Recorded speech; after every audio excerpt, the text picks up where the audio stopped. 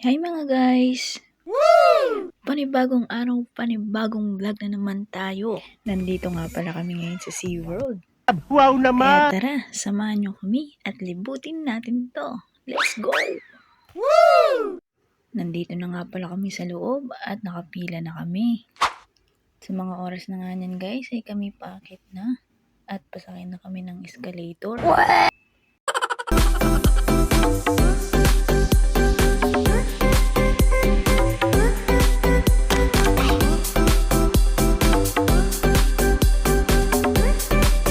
Medyo napaaga nga pala kami ng punta dito mga guys, kaya kukunti pa lang ang tao.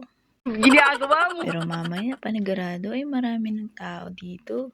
Hindi totoo Mas yan. okay na rin yung umaga kasi mas madali kaming matatapos at malilibot namin ng buong SeaWorld.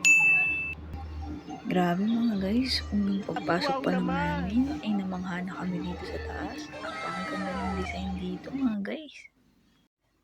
Sabi nga pala nila ay mahigit 2 hours daw ang lilibutin namin dito mga guys. Kaya sa laki nito, kaya mas mabuti na yan at maaga kami nakarating ngayon dito.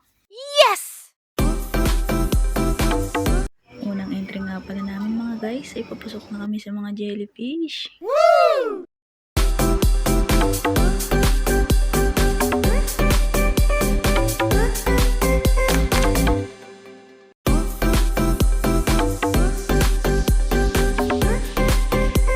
Sobrang ganda dito mga guys.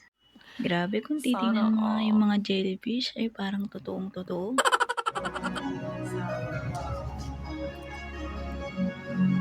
Mega! Hello, grabe. Dami isda. Grabe na bano yata.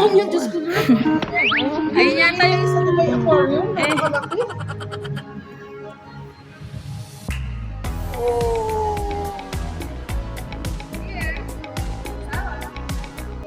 At hanggang dito na lang muna tayo mga guys. Abangan nyo lang ang continuation ng video na to. Bye-bye!